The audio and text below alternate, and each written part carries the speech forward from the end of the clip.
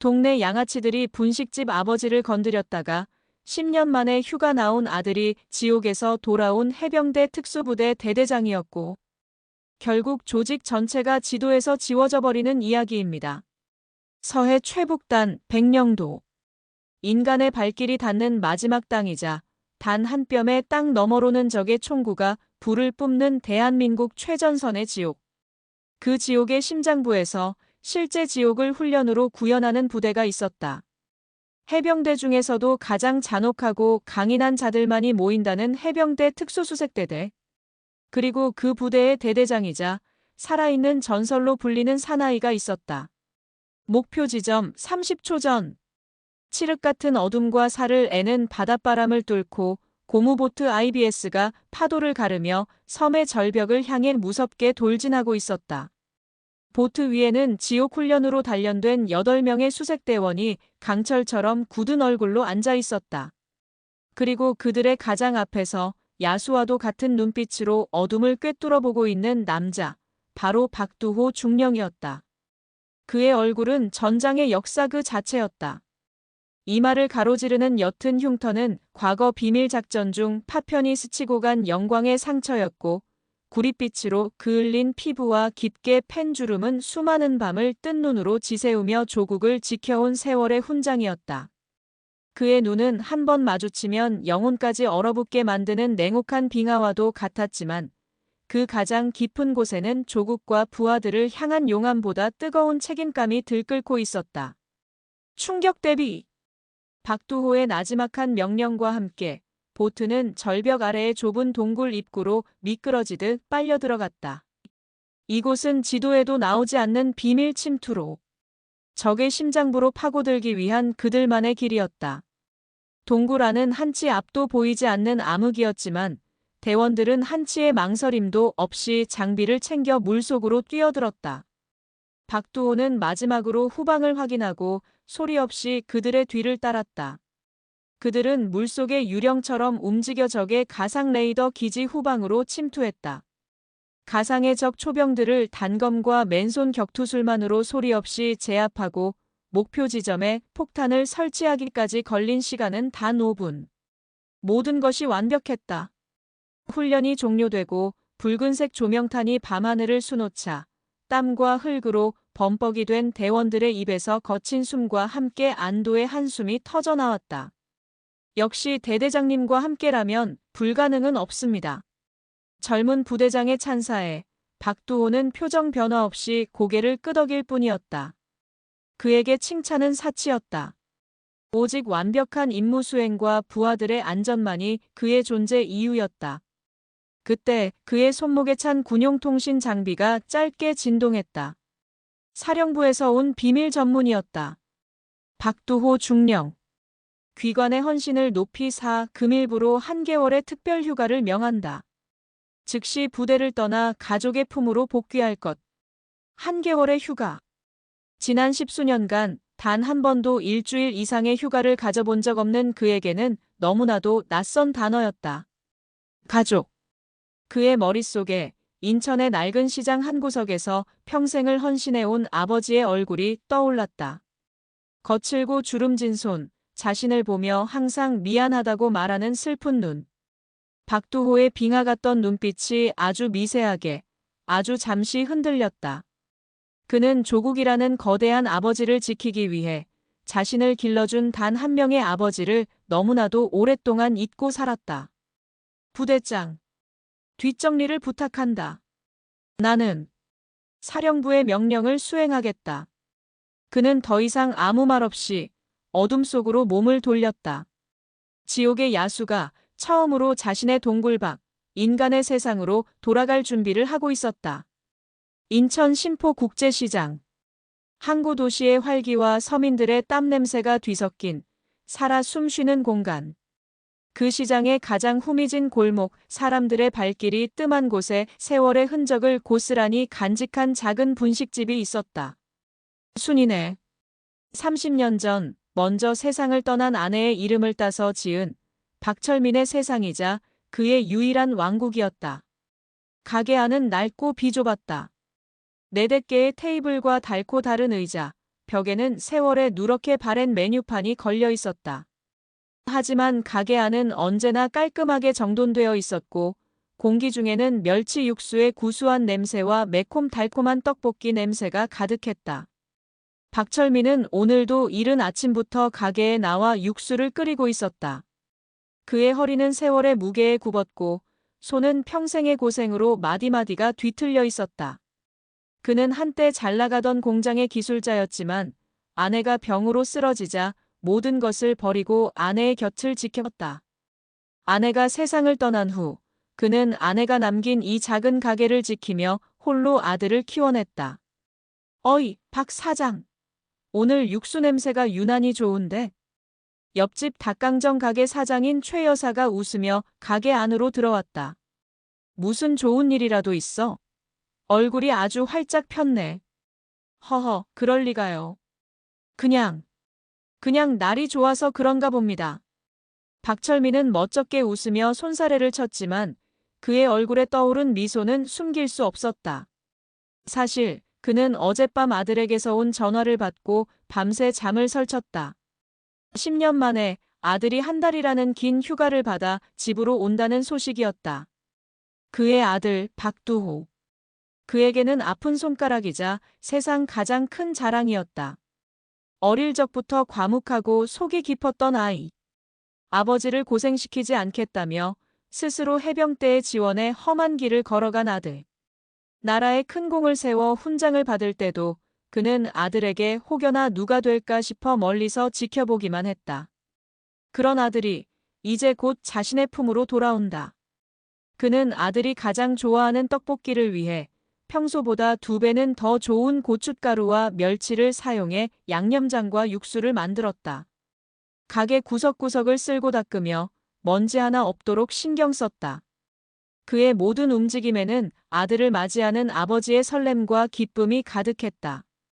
우리 아들 오면 떡볶이 실컷 해줘야지. 튀김도 순대도 먹고 싶다는 거 다 해줘야지. 그는 혼잣말을 하며 마치 소년처럼 웃었다. 시장의 다른 상인들도 모두 박철민의 사정을 알고 있었다. 그들은 겉으로는 무뚝뚝했지만 평생을 헌신하며 아들을 키워낸 그를 진심으로 존경하고 있었다. 박 사장, 아들내미 오면 우리 집 닭강정도 좀 가져가. 내가 특별히 제일 맛있는 놈으로 튀겨줄게. 우리 집 만두도 빼놓으면 섭섭하지. 상인들의 따뜻한 인심에 박철민은 연신 고개를 숙이며 고마움을 표했다. 이곳 신포시장은 그에게 단순한 일터가 아니었다. 아내와의 추억이 담겨 있고 이웃들의 따뜻한 정이 흐르는 그의 삶의 터전이었다. 하지만 그는 알지 못했다.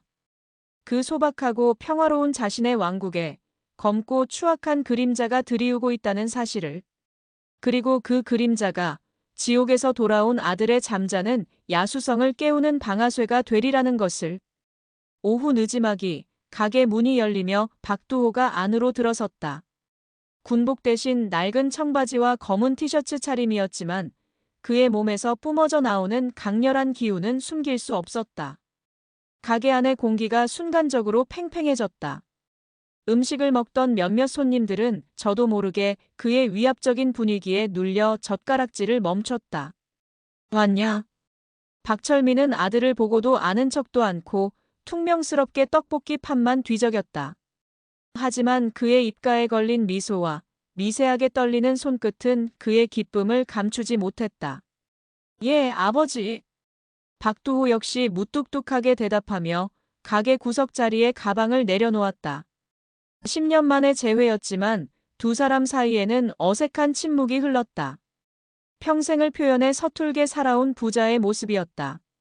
밥은 먹었냐? 아니요. 아버지 떡볶이 먹으려고 참고 왔습니다.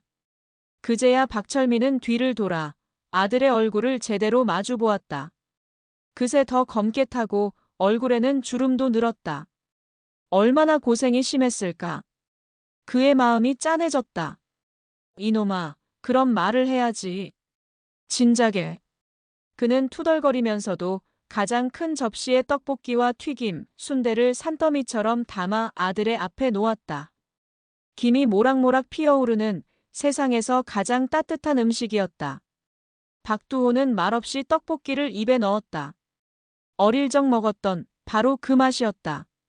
어머니가 돌아가신 후 아버지가 서툰 솜씨로 처음 만들어주었던 눈물의 떡볶이 맛. 그의 가슴속에서 뜨거운 무언가가 울컥 치밀어 올랐다. 그는 감정을 숨기기 위해 더욱더 허겁지겁 음식을 입안으로 밀어 넣었다. 그 모습을 박철민은 흐뭇한 미소로 바라보고 있었다. 아들이 맛있게 먹는 모습만 봐도 그는 세상 모든 것을 가진 듯 행복했다. 천천히 먹어라, 이놈아. 채알라. 맛있습니다, 아버지. 박두호가 겨우 내뱉은 한마디.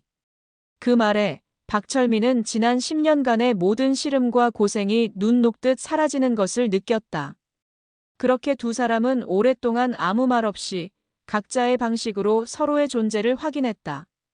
아버지는 아들을 위해 계속해서 음식을 날랐고 아들은 아버지가 만들어준 음식을 남김없이 비워냈다. 그 어떤 대화보다도 더 깊은 교감이 두 사람 사이를 따뜻하게 채우고 있었다. 해가 저물고 가게 안에 마지막 손님까지 돌아가자 박철민은 가게 문을 닫을 준비를 했다. 오늘은 그만 들어가자. 너도 피곤할 텐데. 제가 돕겠습니다. 박두호는 자연스럽게 일어나 설거지를 하고 바닥을 닦기 시작했다. 그의 몸에 밴 군인 정신은 이런 허드레실조차 한치의 오차 없이 완벽하게 해냈다. 아버지는 그런 아들의 넓은 등을 보며 대견함과 미안함이 뒤섞인 복잡한 감정에 휩싸였다. 그때였다. 털컹. 이미 닫았던 가게의 낡은 철문이 누군가에 의해 거칠게 열리는 소리가 났다. 가게 안으로 두 명의 사내가 어슬렁거리며 들어왔다. 한눈에 봐도 정상적인 손님은 아니었다. 험악한 인상, 양팔을 가득 채운 용 문신, 그리고 상대를 얕잡아보는 오만한 눈빛. 그들은 이 시장의 평화를 좀먹는 독버섯 같은 존재, 신흥 조폭월미도 연합의 하부 조직원들이었다. 아직 영업 안 끝났지, 영감. 선두에 선 마석태가 껌을 질겅질겅 씹으며 비아냥거리듯 말했다. 그의 뒤를 따르던 조팔봉은 가게 안을 둘러보며 일부러 진열된 튀김을 손으로 집어 으스러뜨렸다. 박철민의 얼굴이 굳어졌다. 그는 애써 침착하게 대꾸했다. 오늘은 장사 끝났네. 내일 다시 오시게. 어허, 이 영감님이 섭섭하게 왜 이래? 우리가 그냥 떡볶이 먹으러 온 것 같아. 마석태는 박철민의 어깨를 툭툭 치며 그의 귓가에 뱀처럼 속삭였다. 이번 달 보호비가 좀 늦네. 우리 회장님이 많이 기다리시는데. 영감님 가게가 요즘 장사가 잘 된다는 소문이 파다하던데 우리도 좀 먹고 살아야지. 보호비. 시장 상인들의 피를 빨아먹는 그들만의 용어였다. 박철민은 주먹을 꽉 쥐었다. 하지만 그는 평생을 법과 상식을 지키며 살아온 사람이었다. 불의에 굴복할 수는 없었다. 나는 그런 돈 낼 수 없네. 당장 가게에서 나가주게. 그의 단호한 말에 마석태의 얼굴이 싹 굳어졌다. 이 영감탱이가 보자 하니까 간이 배 밖으로 튀어나왔나. 다른 가게들은 다 내는데 내 놈이 뭔데 개겨. 마석태는 고함을 지르며 옆에 있던 테이블을 발로 걷어찼다. 쾅! 하는 굉음과 함께 테이블이 나뒹굴고 그릇들이 박살났다. 가게 안은 순식간에 아수라장으로 변했다. 그 모든 광경을 가게 구석에서 설거지를 하던 박두호가 말없이 지켜보고 있었다. 그의 눈은 그 어느 때보다 차갑게 가라앉아 있었다. 그는 아직 움직이지 않았다. 하지만 그의 온몸의 근육은 용수철처럼 팽팽하게 긴장하고 있었다. 폭발 직전의 화산처럼 그의 내면에서는 분노가 들끓고 있었다. 마지막으로 경고한다, 영감. 돈 내놔. 안 그러면 오늘 이 가게 쑥대밭이 되는 수가 있어. 못 내. 내 눈에 흙이 들어가기 전까지는 너희 같은 깡패놈들에게 단돈 10원도 줄 수 없어. 박철민이 버럭 소리를 질렀다. 바로 그 순간 마석태의 인내심이 끊어졌다. 이 노인네가! 그는 손을 뻗어 박철민의 멱살을 잡고 거칠게 밀쳤다. 힘없는 노인의 몸은 맥없이 뒤로 넘어지며 떡볶이가 담겨있던 뜨거운 철판 위로 쓰러졌다. 악! 박철민의 입에서 고통스러운 비명이 터져나왔다. 그의 팔이 뜨거운 철판에 대어 붉은 상처가 순식간에 부풀어 올랐다. 그 순간이었다. 박두호의 세상에서 모든 소리가 사라졌다. 그의 눈에는 오직 뜨거운 철판 위에서 고통스러워하는 아버지의 모습만이 보였다. 자신의 유일한 세상, 자신의 모든 것이었던 아버지가 눈앞에 버러지 같은 놈들에게 짓밟히고 있었다. 그의 이성의 끈이 툭 하고 끊어졌다. 물론입니다. 독자들의 심장을 멎게 할 만큼 강렬하고 야수의 분노가 폭발하는 그 결정적인 순간을 당신의 뇌리에 영원히 각인될 장면으로 다시 그려내겠습니다. 심판의 시작 5장입니다. 아버지의 분식집 야수의 귀환 5장. 제5장 야수의 포효, 지옥의 문이 열리다. 박철민의 고통스러운 비명이 가게 안을 울리는 순간 박두호의 세상에서 시간의 흐름이 뒤틀렸다. 아버지의 일그러진 얼굴. 뜨거운 철판 위에서 피어오르는 희미한 연기. 그리고 그 모든 것을 비웃으며 내려다보는 버러지들의 역겨운 얼굴. 그 모든 것이 그의 망막 위에서 영원처럼 느리게 재생되었다. 그의 귓가에서 시장의 소음, 끓어오르는 육수 소리, 모든 것이 사라졌다. 오직 아버지의 고통 어린 신음만이 그의 심장을 찢는 칼날이 되어 꽂혔다.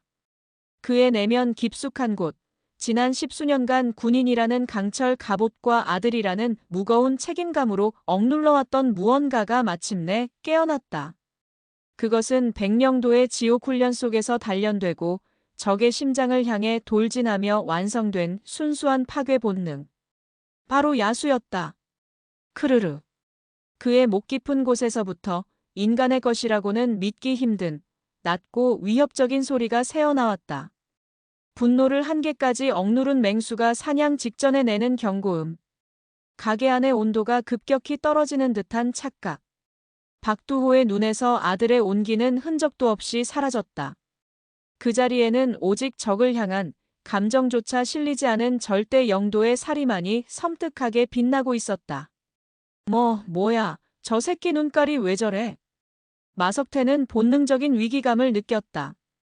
깡패 생활 수십 년 수많은 사람을 짓밟아온 그였지만 지금 눈앞의 남자에게서 느껴지는 기운은 차원이 달랐다. 그것은 분노나 객기가 아니었다. 오직 상대를 제거하기 위한 완벽하게 통제된 순수한 폭력이었다. 이 새끼가 쫄았나?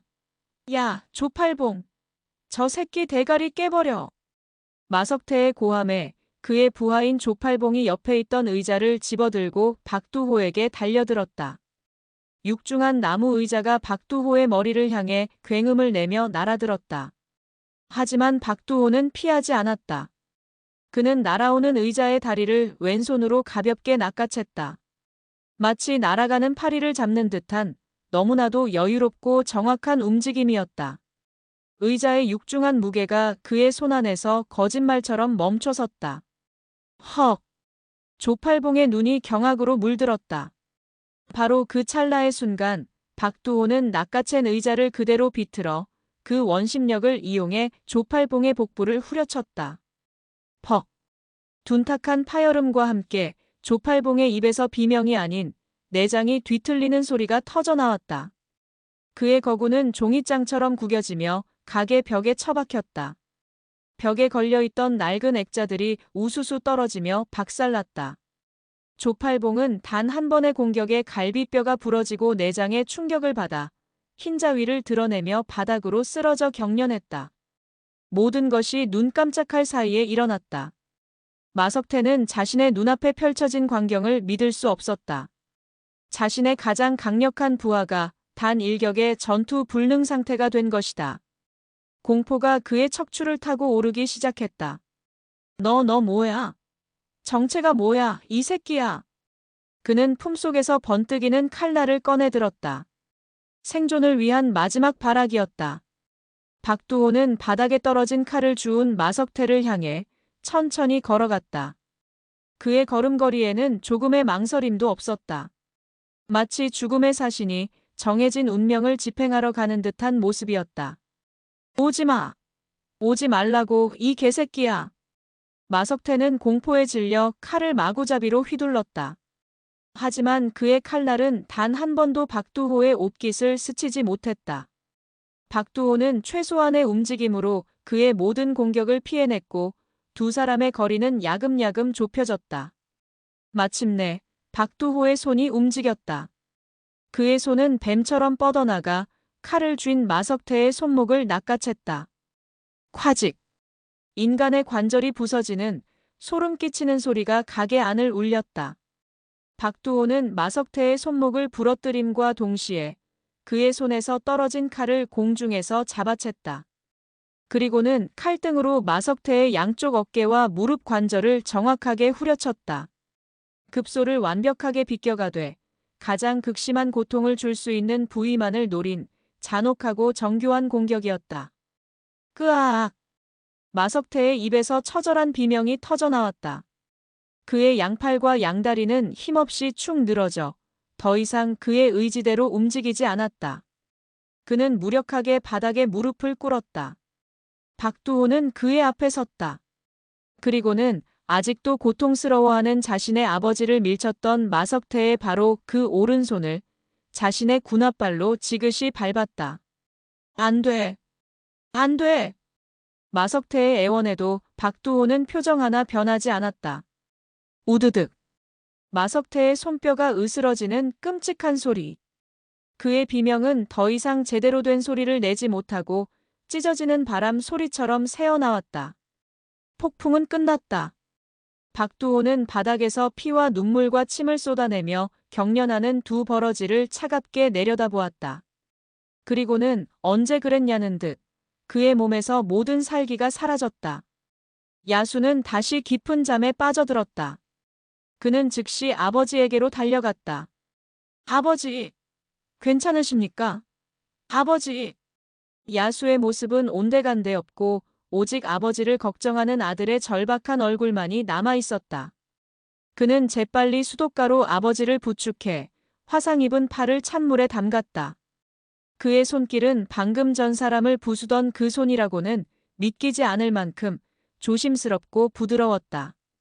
박철민은 팔의 고통보다 아들의 모습에 더 큰 충격을 받은 듯 멍한 눈으로 아들을 바라보고 있었다.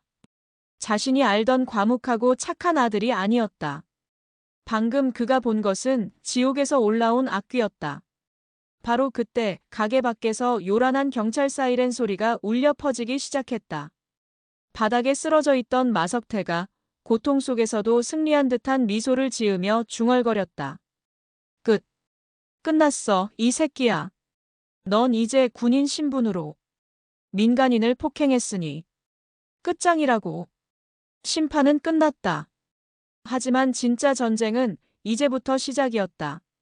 마석태, 내놈 전과 기록만 합쳐도 좋게 책 한 권은 나오겠더구나.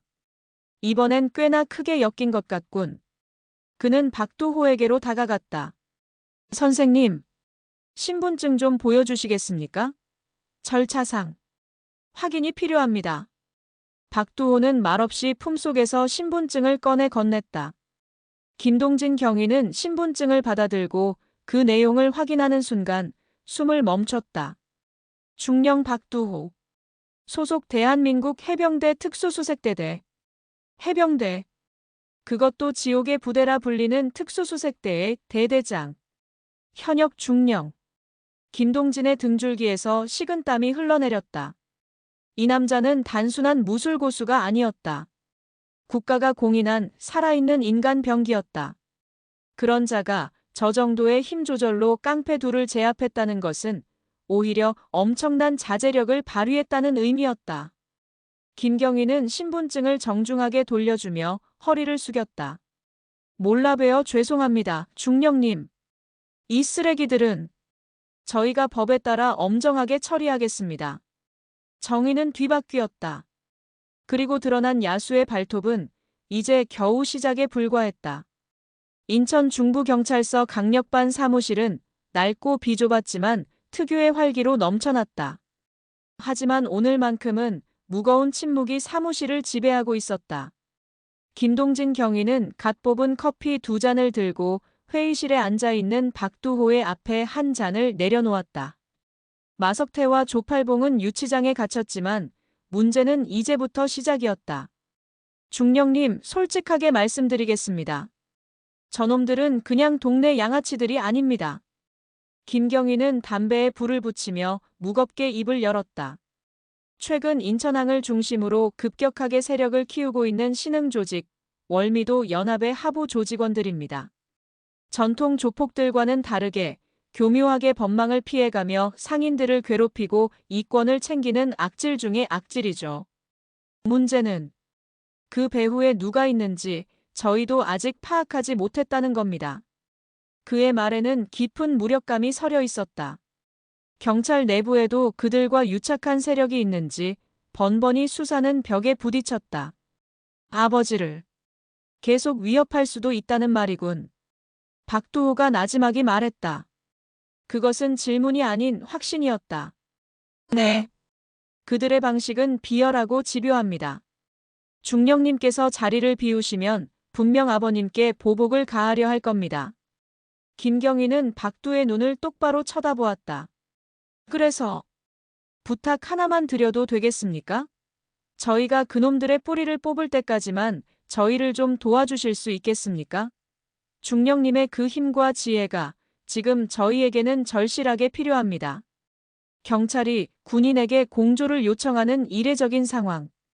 하지만 김경희는 직감했다. 눈앞에 이 남자는 이 거대한 악의 소굴을 무너뜨릴 유일한 열쇠라는 것을. 박두호는 창밖을 바라보았다.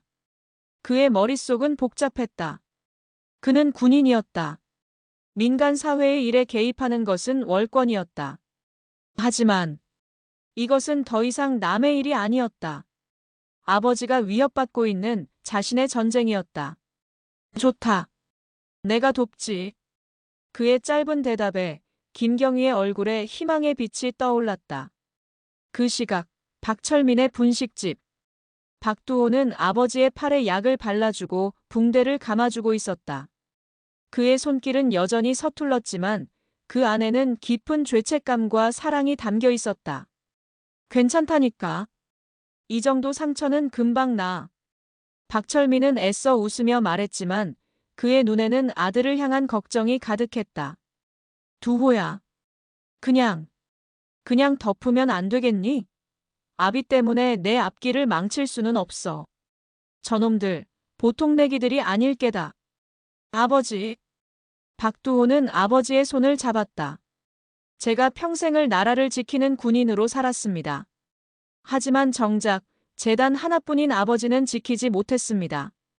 이번만큼은 아들로서 아버지를 지키고 싶습니다. 그러니 저를 믿고 아무 걱정 마십시오.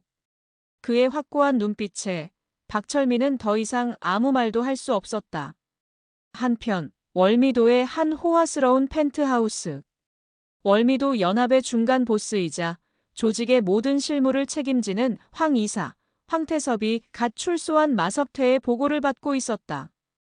그래서 그 군발이 새끼 하나 때문에 일을 그르쳤다. 이 말인가? 황태섭의 목소리는 비단처럼 부드러웠지만 그의 눈은 뱀처럼 차가웠다. 죄송합니다, 이사님. 그 새끼가 보통 놈이 아닙니다. 완전 괴물입니다. 마석태가 벌벌 떨며 대답했다. 황태섭은 와인 잔을 흔들며 창밖의 인천대교 야경을 내려다보았다. 괴물이라. 재밌군. 호랑이 굴에 멋모르고 들어온 하룻강아지인가? 아니면 정말로 우리 사냥터를 넘보는 진짜 맹수인가?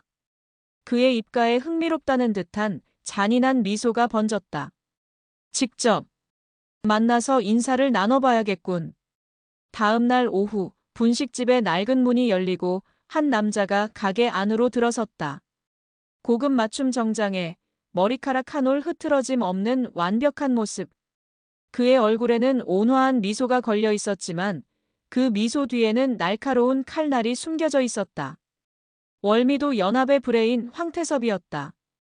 그는 가게 안을 둘러보다가 카운터에 앉아 신문을 보고 있는 박철민에게 다가가 정중하게 고개를 숙였다. 어르신, 어제 불미스러운 일에 대해서는 정말 죄송하게 생각합니다.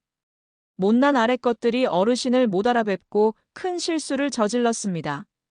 그의 예의 바른 태도에 박철민은 당황했다. 하지만 가게 안쪽에서 재료를 손질하던 박두호는 그의 위선적인 연기를 차가운 눈으로 꿰뚫어 보고 있었다. 황태섭은 박두호에게로 시선을 돌렸다. 박두호 중령님 되시죠? 말씀은 많이 들었습니다. 저는 월미도에서 작은 유통업을 하고 있는 황태섭이라고 합니다. 그는 명함을 내밀었지만 박두호는 받지 않았다. 대신 손에 든 칼로 물을 쩍하고 반으로 갈라버렸다. 위협이었다. 황태섭은 재미있다는 듯 웃으며 명함을 거두었다. 역시 보통 분이 아니시군요. 좋습니다. 본론으로 들어가지요. 그는 품속에서 두툼한 돈 봉투를 꺼내 테이블 위에 올려놓았다. 어르신 병원비와 가게 기물 파손에 대한 보상금입니다.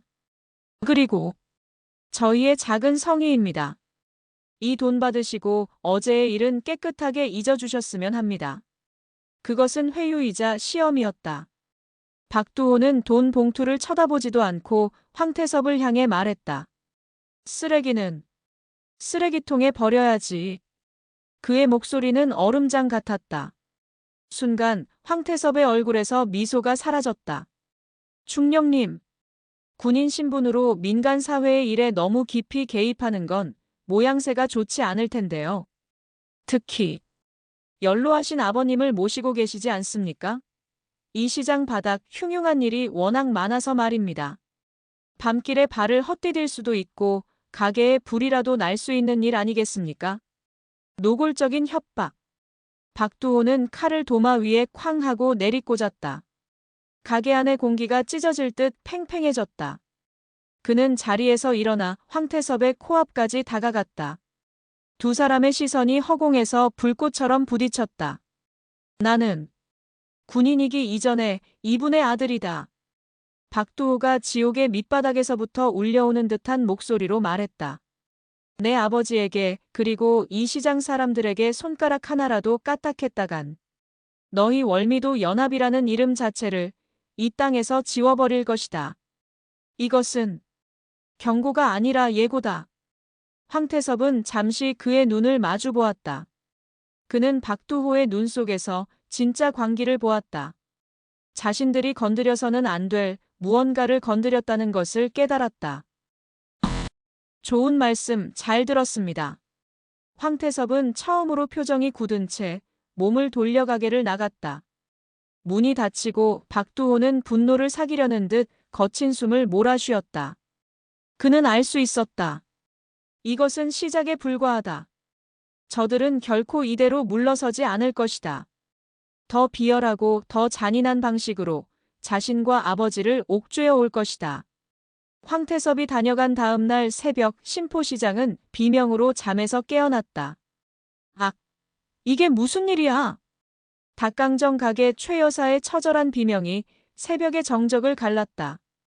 그녀의 가게는 그야말로 쑥대밭이 되어 있었다. 유리창은 산산조각 났고 가게 내부는 온통 시뻘건 페인트로 뒤덮여 있었다. 벽에는 섬뜩한 경고 문구가 쓰여 있었다. 입을 함부로 놀리면 다음은 내년의 목이다. 그것은 명백한 보복이었다. 경찰에 증언을 했던 상인들을 향한 월미도 연합의 비열한 테러. 소식을 듣고 달려온 시장 상인들은 경악을 금치 못했다. 그들의 얼굴에는 분노보다 더 짙은 공포가 서려 있었다. 어제까지만 해도 박두호의 편에 서서 용기를 내었던 그들이었지만 눈앞의 처참한 광경은 그들의 용기를 송두리째 앗아가 버렸다. 이게 다 박 사장네 아들 때문이야. 누군가의 입에서 원망 섞인 목소리가 터져나왔다. 가만히 있었으면 아무 일 없었을 것을. 괜히 긁어부스럼 만들어서 우리까지 이게 무슨 고생이냐고. 비난의 화살은 순식간에 망연자실하게 서 있는 박철민에게로 향했다. 그는 아무 대꾸도 하지 못하고 고개만 숙일 뿐이었다. 상인들의 원망이 수만 개의 바늘이 되어 그의 가슴을 찔렀다. 박두호는 굳은 얼굴로 그 모든 것을 지켜보고 있었다. 그는 상인들을 원망하지 않았다. 그들의 공포를 이해했다. 그가 싸워야 할 적은 단순히 깡패 몇 명이 아니었다. 이 시장 전체를 짓누르고 있는 거대한 공포 그 자체였다. 그날 이후 시장의 분위기는 싸늘하게 식었다. 상인들은 박철민 부자를 벌레 보듯 피했고 분식집은 파리만 날렸다. 박철민은 가게 문을 닫고 집안에 틀어박혔다. 그는 아들에게 미안해서 그리고 이웃들에게 죄스러워서 얼굴을 들 수 없었다. 박두호는 무너져 내린 아버지의 뒷모습을 보며 주먹을 꽉 쥐었다. 이대로는 안 된다. 이 공포의 고리를 자신이 직접 끊어내야만 한다. 그날 밤 그는 시장 상인들을 한 명 한 명 찾아다녔다. 사장님, 두려우신 마음 잘 압니다. 하지만 이대로 굴복하면 우리는 평생 저들의 노예로 살아야 합니다. 그는 더 이상 군인의 모습이 아니었다. 이 시장의 아들로서 진심으로 그들을 설득했다. 저를 믿어주십시오. 제가 반드시 여러분을 지켜드리겠습니다. 대신 여러분의 도움이 필요합니다. 그놈들이 언제, 어디서, 누구에게 돈을 뜯어갔는지, 어떤 악행을 저질렀는지 아주 사소한 것이라도 좋습니다. 저에게만 비밀리에 알려주십시오. 여러분의 그 작은 증언들이 저들에게는 가장 날카로운 칼이 될 겁니다. 그의 진심 어린 눈빛과 흔들림 없는 목소리에 상인들의 마음이 조금씩 움직이기 시작했다. 그들은 자신들이 본 것, 들은 것을 조심스럽게 털어놓기 시작했다. 박두호는 그 모든 것을 낡은 수첩에 꼼꼼하게 기록했다. 시장 상인들의 피눈물이 담긴 비밀 장부가 완성되어 가고 있었다. 박두호와 상인들의 비밀스러운 움직임은 당연히 월미도 연합의 귀에도 들어갔다. 황태섭은 자신의 사무실에서 보고를 받으며 불쾌한 듯 미간을 찌푸렸다. 고작 군발이 한 놈 때문에 시장 바닥이 시끄러워. 아주 제대로 밟아줘야 정신을 차리겠군. 그는 지금까지와는 다른 훨씬 더 악랄하고 잔인한 방법을 생각해냈다. 박두호라는 맹수를 무너뜨릴 유일한 방법. 그의 가장 약한 고리, 바로 그의 아버지를 공격하는 것이었다. 다음 날 박철민의 분식집으로 작은 소포 하나가 배달되었다. 발신인의 이름은 없었다. 박철민은 의아해하며 소포를 뜯었다. 그리고 그 안의 내용물을 확인하는 순간 그의 심장이 멎는 듯했다. 소포 안에는 사진 한 장이 들어있었다. 어제 그가 가게 앞에서 멍하니 앉아있는 모습을 누군가 멀리서 몰래 찍은 사진이었다. 그리고 그 사진 위에는 붉은색 펜으로 섬뜩한 글씨가 쓰여 있었다. 아들 내미가 날뛰면 내 심장이 먼저 멎는다. 그것은 단순한 협박이 아니었다. 언제 어디서든 너를 지켜보고 있으며 내 목숨은 우리 손에 달려있다는 명백한 살해 예고였다. 박철민의 손이 사시나무처럼 떨렸다. 그의 얼굴에서 핏기가 사라지고 호흡이 가빠졌다. 그는 자신 때문이 아니었다. 아들 때문이었다. 자신 때문에 하나뿐인 아들이 잘못될 수도 있다는 공포가 그의 온몸을 잠식했다. 아버지! 가게로 들어서던 박두호는 아버지의 상태를 보고 소스라치게 놀랐다. 그는 아버지가 떨어뜨린 사진을 집어들었다. 그리고 그 내용을 확인하는 순간 박두호의 내면에서 마지막 남은 이성의 끈이 영원히 끊어져 버렸다. 그의 눈은 더 이상 분노를 담고 있지 않았다.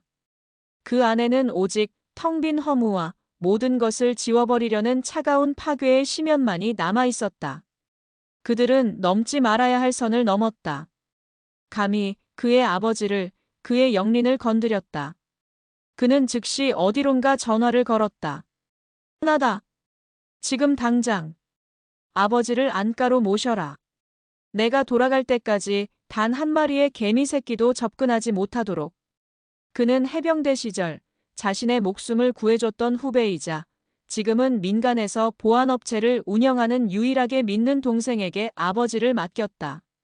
아버지 박철민은 아들의 손에 이끌려 정든 시장을 떠나야 했다. 그는 차에 오르기 전 눈물 어린 눈으로 아들을 붙잡았다. 두호야, 제발. 위험한 짓은 하지 마라. 제발. 걱정 마십시오, 아버지. 박두호는 아버지를 안심시키려는 듯 아주 희미하게 웃었다. 하지만 그의 눈은 웃고 있지 않았다. 이제 청소할 시간입니다. 아버지를 태운 차가 멀어지는 것을 확인한 후 박두호는 주머니에서 비밀 장부를 꺼냈다. 그리고 다른 한 손으로는 김동진 경위에게 전화를 걸었다. 김경위, 사냥을 시작하지. 그의 목소리는 지옥에서 온 사냥개의 첫 포효와도 같았다. 야수의 봉인이 마침내 완전히 풀려버린 것이다. 야수의 봉인이 풀린 밤, 인천 중부경찰서 강력반 사무실은 전쟁 지휘소나 다름없었다.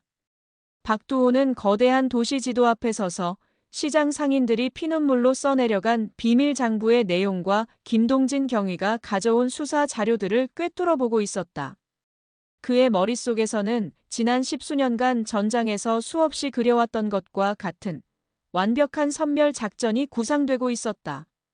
놈들은 지금 나를 미행하고 있을 거다. 박두호가 나지막이 말했다. 그의 눈은 지도의 한 점, 월미도 연합의 본거지를 향해 있었다. 황태섭, 그놈은 뱀처럼 교활하고 신중한 놈이야. 내가 어떤 비장의 카드를 들고 있는지 확인하기 전까지는 섣불리 움직이지 않겠지. 좋아. 그렇다면 우리가 먼저 미끼를 던져주자. 김동진 경위는 그의 말뜻을 이해하지 못하고 고개를 갸웃거렸다. 미끼라니요, 중령님? 놈들은 지금 내 모든 것을 감시하고 싶을 거다. 내가 누구를 만나고 어디를 가는지. 그렇다면 우리가 보여주고 싶은 것만 보여주면 되는 거야. 박두호의 입가에 사냥꾼의 서늘한 미소가 떠올랐다. 그의 전략은 단순하지만 대담했다. 적의 눈과 귀를 역으로 자신들의 무기로 사용하는 것. 다음 날 박두호는 일부러 허술한 모습을 연출하기 시작했다. 그는 아버지의 분식집 주변을 서성이며 안절부절 못하는 표정으로 계속해서 주변을 두리번거렸다. 마치 누군가의 미행에 겁을 먹은 사람처럼. 그리고 그는 시장 상인 중 한 명과 골목길 구석에서 은밀하게 접선하는 장면을 우연히 미행하던 조직원에게 노출시켰다. 내일 밤 10시. 차이나타운 폐공장. 거기서 결정적인 증거를 넘겨받기로 했어. 조직원은 두 사람의 대화를 토시 하나 빼놓지 않고 황태섭에게 보고했다. 황태섭은 의심했지만 동시에 탐욕을 느꼈다. 박두호가 쥐고 있다는 결정적인 증거. 그것만 빼앗으면 모든 것을 덮을 수 있었다. 좋아. 내일 밤 우리 정예 멤버들을 총동원해서 그 폐공장을 덮친다. 박두호 그놈과 증거를 함께 묻어버리는 거야. 황태섭은 덫에 걸려든 사냥감을 상상하며 회심의 미소를 지었다. 하지만 그 시각 진짜 사냥꾼인 박두호는 김동진 경위와 함께 다른 곳을 향하고 있었다.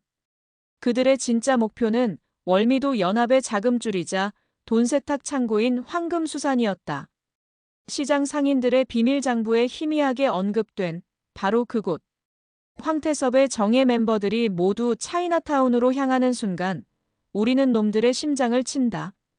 박두호는 경찰 특공대원들에게 마지막 작전 브리핑을 하고 있었다. 그의 모습은 더 이상 휴가 나온 군인이 아니었다. 적의 심장부를 도려내기 직전에 냉철하고 완벽한 지휘관이었다. 황금수산의 모든 장부와 컴퓨터, 현금을 확보한다. 그리고 그곳을 지키는 쥐새끼들은 단 한 놈도 놓치지 마라. 거대한 덫이 놓였다. 이제 독사들은 자신들이 사냥꾼인 줄 알고 즐겁게 재물에게 다가가고 있었다. 그 재물이 사실은 자신들의 목을 끊어버릴 단두대라는 사실도 모른 채. 약속의 시간 밤 10시. 음산한 기운이 감도는 인천 차이나타운의 폐공장. 황태섭이 보낸 20명의 정예 조직원들이 어둠 속에 몸을 숨긴 채 박두호가 나타나기만을 기다리고 있었다.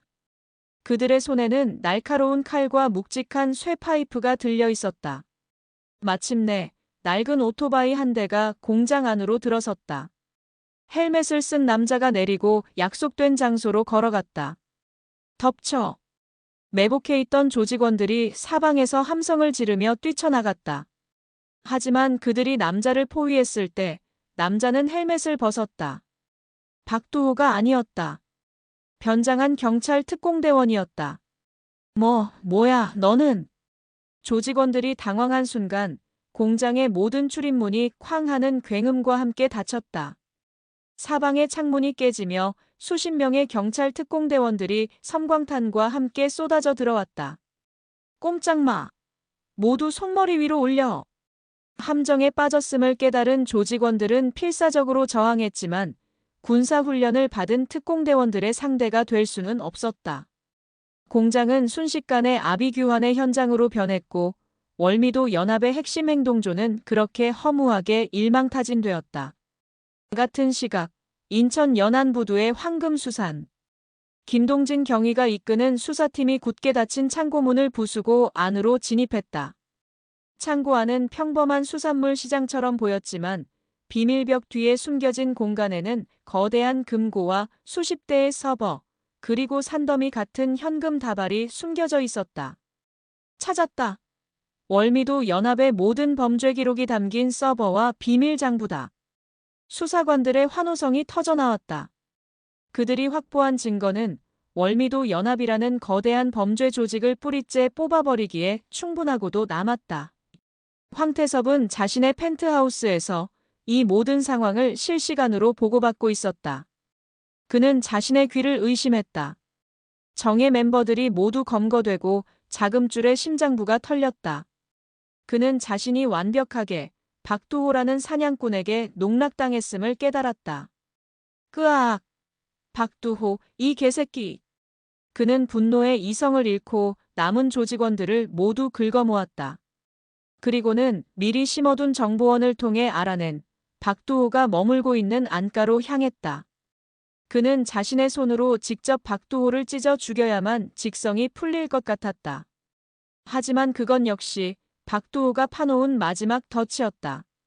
황태섭 일당이 안가의 문을 부수고 쳐들어갔을 때 그들을 맞이한 것은 텅 빈 거실과 그 중앙에 홀로 서 있는 박두호의 그림자였다. 어서 와라, 황태섭. 너를 기다리고 있었다. 박두호의 목소리가 들리는 순간 안가의 모든 창문 밖으로 수십 개의 붉은 레이저 포인터 불빛이 황태섭 일당의 몸을 겨눴다. 건물 전체가 경찰 기동대에 의해 완벽하게 포위된 것이다. 이럴 수가. 황태섭이 망연자실한 순간 박두호가 그의 앞으로 땅을 박차고 달려들었다. 황태섭 역시 살아남기 위해 필사적으로 저항했다. 두 사람의 마지막 사투가 벌어졌다. 황태섭은 비열한 수단과 방법을 가리지 않았지만 지옥에서 단련된 박두호의 상대가 될 수는 없었다. 마침내 박두호의 강력한 업어치기에 황태섭의 몸이 공중을 날아 벽에 처박혔다. 박두호는 쓰러진 그의 위로 올라타 그의 양손에 차가운 수갑을 채웠다. 너는 내 아버지를 건드린 죄다. 박두호가 그의 귓가에 지옥의 사신처럼 속삭였다. 말해. 내 놈들의 진짜 회장이 누구지? 취조실 박두호는 수갑을 찬 채 의자에 앉아있는 황태섭의 눈을 꿰뚫어보며 물었다. 황태섭은 피투성이가 된 얼굴로 썩은 미소를 지으며 버티고 있었다. 내가 미쳤다고 불 것 같나? 어차피 이렇게 된 거 나 혼자 죽진 않아. 그래? 박두호는 옆에 있던 김동진 경위에게 눈짓했다. 김경희는 수십 건의 장부와 컴퓨터 하드디스크를 황태섭의 앞에 던졌다. 황금수산에서 나온 거다, 황 이사. 내 놈이 지난 5년간 저지른 모든 돈 세탁, 밀수, 탈세 기록이 전부 담겨 있더군. 이것만으로도 내 놈은 평생을 감옥에서 썩어야 해. 하지만 내가 회장의 이름을 분다면 정상 참작의 여지는 있겠지. 황태섭의 눈이 흔들렸다. 그는 잠시 고민하더니 결국 모든 것을 포기한 듯 허탈하게 웃으며 입을 열었다. 좋아. 알려주지. 하지만 감당할 수 없을 텐데. 그분은 너희 같은 떨거지들이 감히 쳐다볼 수도 없는 하늘 같은 분이시니까. 그는 박두호의 눈을 똑바로 쳐다보며 그 이름을 말했다. 진성철 회장님. 인천을 실질적으로 지배하는 진짜 주인. 진성철. 그 이름을 듣는 순간 박두호의 온몸이 얼어붙었다. 뇌리를 강타하는 듯한 끔찍한 두통과 함께 그의 머릿속 깊은 곳에 봉인되어 있던 기억의 파편들이 되살아나기 시작했다. 15년 전, 비가 억수같이 쏟아지던 밤, 어린 박두호는 경찰서 앞에서 비에 젖은 채 아버지를 기다리고 있었다. 그의 아버지, 박태수. 인천 최고의 강력반 형사이자 불의와 타협하지 않는 호랑이로 불리던 남자. 그날 아버지는 거대한 마약 조직의 보스를 체포하겠다며 비장하게 집을 나섰다. 그리고 아버지는 돌아오지 않았다. 공식적인 사인은 과로로 인한 교통사고. 하지만 어린 두호는 믿지 않았다. 아버지의 장례식장에서 아버지의 동료 형사들이 분노에 차수근거리던 이름을 그는 똑똑히 기억하고 있었다. 진성철. 그 악마 같은 놈 때문에. 그랬다. 월미도 연합의 진짜 회장 진성철은 바로 15년 전 자신의 아버지를 죽음으로 몰아넣은 원수였다. 모든 퍼즐 조각이 맞춰졌다. 이것은 단순한 조폭 소탕 사건이 아니었다. 15년의 세월을 뛰어넘어 아버지와 아들의 대를 잇는 거대한 복수극의 서막이었다. 박두호의 눈에서 뜨거운 눈물이 흘러내렸다. 그는 자신이 왜 그토록 이 사건에 집착했는지, 왜 잠자는 야수가 깨어났는지 이제야 알 수 있었다. 그의 피가, 그의 영혼이 아버지를 죽인 원수의 이름을 기억하고 있었던 것이다. 진성철. 그놈은 지금 어디에 있지?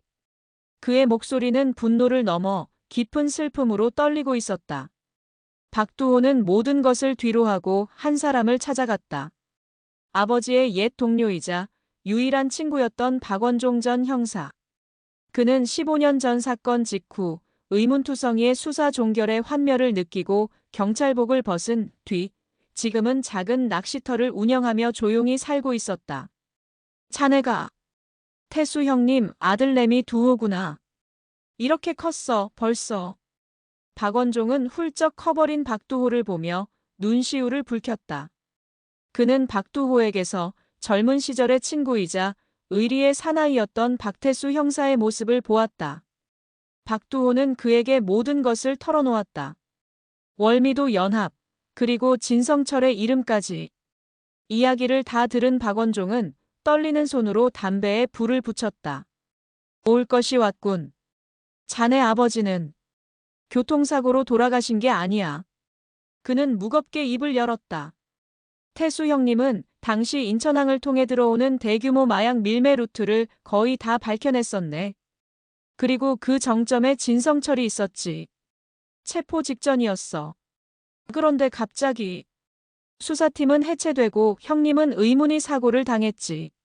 모든 증거는 사라지고 사건은 묻혔어. 배후에 경찰 내부에 아주 거대한 비호 세력이 있었던 거야. 박두호의 주먹이 분노로 하얗게 굳었다. 형님은 돌아가시기 며칠 전 나에게 이걸 주셨네. 언젠가 때가 되면 아들인 자네에게 전해주라고 하시면서. 박원종은 낚시터 창고 깊숙한 곳에서 낡고 녹슨 철제 상자 하나를 꺼내왔다. 그리고 그가 건넨 것은 작은 열쇠 하나였다.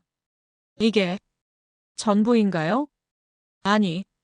한 가지 단서를 더 주셨지. 장군의 시선이 머무는 곳, 그 아래에 진실이 잠들어 있다라고. 장군의 시선이 머무는 곳. 박두호는 그 암호의 의미를 곱씹었다. 그의 머릿 속에 인천을 상징하는 한 장소가 떠올랐다. 바로 자유공원의 메가더 장군 동상. 그날 밤 박두호는 자유공원으로 향했다. 그는 메가더 장군 동상의 기단 주변을 샅샅이 뒤졌다. 그리고 마침내 동상의 시선이 정확히 머무는 곳의 낡은 석판 아래에서 아버지가 남겨둔 비밀 공간을 찾아냈다. 그 안에는 방수포에 여러 겹 쌓인 낡은 형사 수첩이 들어있었다. 15년의 세월을 뛰어넘어 아버지가 아들에게 남긴 마지막 유산. 박두호는 떨리는 손으로 수첩을 펼쳤다.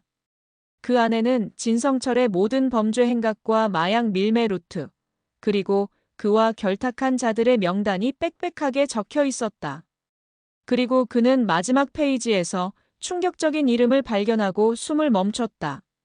그것은 진성철과 내통하여 아버지의 수사를 방해하고 그의 죽음을 묵인한 부패 경찰의 이름이었다. 그리고 그 이름은 현재 인천지방경찰청의 최고위 간부 중 한 명이었다. 박두호는 깨달았다. 그는 더 이상 경찰을 믿을 수 없다. 심지어 자신을 돕고 있는 김동진 경위조차도 거대한 조직의 일원일 뿐이다. 그는 이제 완전히 혼자였다. 수첩에는 진성철이 모든 증거를 숨겨둔 마지막 장소에 대한 단서도 적혀 있었다. 모든 것이 얼어붙은 항구의 창고. 그는 수첩을 품에 안았다. 이것은 이제 단순한 복수가 아니었다. 아버지의 명예를 되찾고 썩어빠진 세상의 정의를 세우기 위한 외로운 전쟁의 시작이었다. 그는 믿을 수 있는 단 두 사람, 김동진 경위와 자신의 군 후배에게만 연락을 취했다. 그들은 이제 거대한 악의 심장부, 버려진 냉동창고로 향하고 있었다. 인천항에 버려진 제7 냉동창고. 죽음의 냄새와 녹슨 쇠비린내가 뒤섞인 세상의 끝과도 같은 곳. 차가운 바닷바람이 깨진 창문 틈으로 스며들어 마치 수많은 원혼들이 울부짖는 듯한 소리를 냈다. 이곳이 바로 15년이라는 길고 긴 악연의 종지부를 찍을 마지막 무대였다. 박두호는 어둠 속에 몸을 숨긴 채 창고 내부를 응시했다. 그의 곁에는 그의 유일한 동맹, 김동진 경위와 그의 목숨과도 같은 후배 강민준 하사가 강철처럼 굳은 얼굴로 함께하고 있었다. 그들의 손에는 차가운 총이 들려 있었지만 그들이 진짜 믿는 것은 서로의 등 뒤에 있는 전욱 그 자체였다. 창고 내부는 거대한 중앙홀을 중심으로 미로처럼 복잡한 컨테이너들이 널려 있었다. 그리고 그 중앙 마치 연극 무대의 주인공처럼 한 남자가 와인 잔을 들고 우아하게 서 있었다. 흰색 정장 차림의 노신사. 그의 얼굴에는 온화한 미소가 걸려 있었지만 그 눈빛은 모든 것을 꿰뚫어보는 늙은 독사의 그것이었다. 인천의 밤의 황제 진성철. 그의 옆에는 이제는 경찰복이 아닌 검은 양복을 입은 전 인천경찰청 차장 권혁수가 비굴한 미소로 서 있었다. 그리고 그들 주변으로 검은 양복을 입은 수십 명의 조직원들이 총을 든 채 도열해 있었다. 완벽한 함정이었다. 어서 오게, 박태수 형사의 아들. 진성철의 목소리가 마이크를 통해 창고 전체에 악마의 속삭임처럼 울려 퍼졌다. 그는 이미 모든 것을 알고 있었다. 자네 아버지는 참으로 어리석은 사람이었지. 감히 나의 제국에 흠집을 내려 했으니. 걔는 주인이 던져주는 뼈다귀나 핥고 있어야지 주인의 목을 물려들면 어떻게 되는지 알려줘야 하지 않겠나?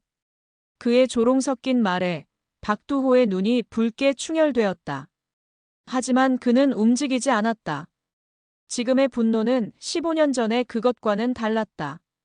뜨겁게 폭발하는 것이 아니라 모든 것을 얼려버릴 만큼 차갑고 모든 것을 꿰뚫을 만큼 날카로웠다. 자, 이제 선택의 시간이야. 자네 아버지가 남긴 그 낡은 수첩. 그것만 나에게 넘겨. 그럼 저 문으로 조용히 걸어나가게 해주지. 자네와 자네 친구들의 목숨값이라고 생각하게. 진성철이 회유하듯 말했다. 하지만 그의 눈은 웃고 있었다. 그는 애초에 그들을 살려보낼 생각이 없었다. 만약 어리석은 선택을 한다면 그는 손에 들고 있던 작은 리모컨의 버튼을 하나 눌렀다. 그러자 창고 곳곳에 설치된 시사폭탄의 붉은 램프가 일제히 깜빡이기 시작했다. 타이머가 1000을 표시하며 천천히 숫자를 줄여나가기 시작했다. 이 창고는 자네들과 자네 아버지가 남긴 하찮은 진실과 함께 아주 깨끗하게 사라질 걸세. 자, 선택은? 절체절명의 순간. 김동진 경위의 등에서 식은땀이 흘러내렸다. 하지만 박두호는 오히려 차분했다. 그는 품속에서 아버지의 낡은 수첩을 꺼내 들었다. 좋다. 이걸 원하나? 그는 수첩을 진성철을 향해 던지는 척 높이 쳐들었다. 진성철과 권혁수, 그리고 모든 조직원들의 시선이 그 수첩에 쏠리는 바로 그 찰나의 순간. 지금이다. 박두호의 포효와 함께 세 사람은 세 방향으로 동시에 흩어졌다. 그것은 사전에 약속된 완벽한 연계 플레이였다. 박두호는 수첩을 허공에 던지는 동시에 자신의 몸을 날려 가장 가까운 컨테이너 뒤로 몸을 숨겼다. 그의 손에는 어느새 군용 대검이 번뜩이고 있었다. 쏴라! 저놈들을 죽여! 진성철의 고함과 함께 창고 안은 총성으로 뒤덮였다.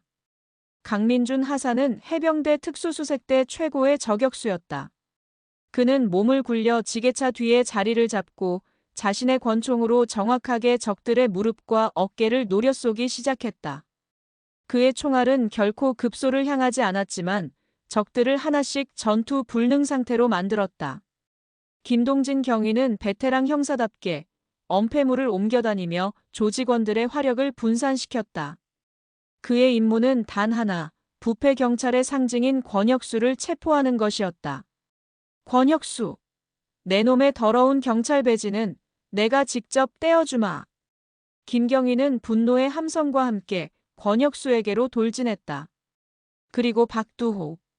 그의 목표는 오직 단 한 사람, 진성철이었다. 그는 총알이 빗발치는 컨테이너 미로 속을 마치 유령처럼 질주했다. 적의 총알은 그의 그림자만을 쫓을 뿐이었다. 그는 지형지물을 완벽하게 이용하여 적들의 사각지대로 파고들었다. 그는 칼을 든 채 돌진하여 진성철을 보호하던 마지막 방패, 2명의 거구의 경호원을 순식간에 베어버렸다. 힘이 아닌 완벽한 기술과 속도로. 마침내 거대한 홀에는 박두호와 진성철, 단둘만이 남게 되었다. 괴물 같은 놈. 진성철은 당황하면서도 품속에서 검은 권총을 꺼내 박두호를 겨눴다. 하지만 여기까지다.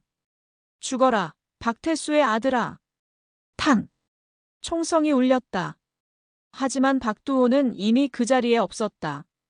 그는 총알보다 빠르게 움직여 진성철의 품으로 파고들었다.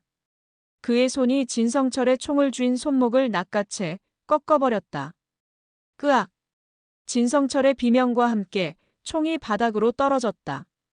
박두호는 그를 들어올려 15년 전 아버지가 쓰러졌을 그날처럼 차가운 콘크리트 바닥에 내리꽂았다. 그는 진성철의 위에 올라타 강철 같은 주먹을 치켜들었다. 그의 눈앞에 피를 흘리며 자신을 부르던 아버지의 환영이 스쳐 지나갔다. 이 주먹은 내 아버지의 것이다. 퍽. 이것은 내 아버지를 믿었던 모든 이들의 것이다. 퍽. 그리고 이것은 내 놈에게 짓밟힌 모든 이들의 피눈물이다. 그의 주먹이 비오듯 쏟아졌다. 한때 인천을 지배했던 밤의 황제는 한 아들의 처절한 분노 앞에서 비참하게 무너져 내렸다. 그때였다. B-, B-. 폭탄 타이머가 30을 가리키며 광적인 경고음을 울리기 시작했다. 크하. 이미 늦었다. 다 같이 죽는 거야. 피투성이가 된 진성철이 미친 듯이 웃었다. 박두호는 그를 내버려두고 가장 가까운 폭탄으로 달려갔다. 복잡하게 얽힌 전선. 해체는 불가능에 가까워 보였다. 김경희와 강하사도 절망적인 얼굴로 그를 쳐다보았다. 10, 9, 8. 박두호는 눈을 감았다. 그의 머릿속에 신병 시절 받았던 폭발물 처리 EOD 훈련이 스쳐 지나갔다. 모든 폭탄에는 설계자의 버릇이 있다. 기폭장치로 향하는 주 전력선은 반드시 가장 눈에 띄지 않는 색이다. 그의 눈이 번뜩 뜨였다. 수많은 화려한 색의 전선들 사이에 눈에 잘 띄지도 않는 잿빛 전선 하나가 있었다. 3, 2. 그는 망설임 없이 대검으로 그 잿빛 전선을 끊어버렸다. 1. 세상의 모든 소리가 멎었다. 경고음이 그쳤다. 정적이 흘렀다. 그리고 잠시 후 창고 밖에서 수십 대의 경찰차와 군용 트럭의 사이렌 소리가 함성처럼 울려 퍼지기 시작했다. 모든 것이 끝났다. 1년 후 국립서울현충원 경찰 영웅들의 묘역에 새로운 비석 하나가 세워졌다. 순직 경찰관 경감 박태수. 15년 만에 한 영웅의 명예가 제자리를 찾은 것이다. 대장 계급장이 빛나는 군복을 입은 박두호 합창의장과 이제는 주름이 조금 더 깊어졌지만 평온한 미소를 되찾은 아버지 박철민, 그리고 강력반 팀장이 된 김동진 경위와 특수부대 중대장이 된 강민준 중위가 그 앞에 서서 묵묵히 경례를 올렸다. 진성철과 권혁수를 비롯한 월미도 연합과 부패 경찰 세력은 모두 법의 심판을 받아 역사의 뒤안길로 사라졌다. 인천 신포시장은 다시 예전의 활기를 되찾았고 순이네는 시장에서 가장 유명한 맛집이 되었다. 모든 행사가 끝나고 박두호는 아버지와 함께 인천으로 향했다. 그는 군복을 벗고 낡은 스웨터 차림으로 아버지의 분식집 앞치마를 둘렀다. 아버지, 오늘은 제가 떡볶이를 만들어 드리겠습니다. 그는 서툰 솜씨로 떡볶이를 만들기 시작했다. 모양은 엉성했지만 그 안에는 아버지를 향한 세상에서 가장 뜨거운 사랑이 담겨 있었다. 박철민은 아들이 만들어준 떡볶이를 맛보며 평생 처음으로 행복의 눈물을 흘렸다. 휴가가 끝나고 박두호는 다시 자신의 자리로 돌아갔다. 그는 더 이상 지옥에서 온 야수가 아니었다. 아버지의 사랑으로, 그리고 아버지에 대한 사랑으로 진정한 수호자가 되었다. 그는 지휘소의 거대한 스크린 앞에 섰다.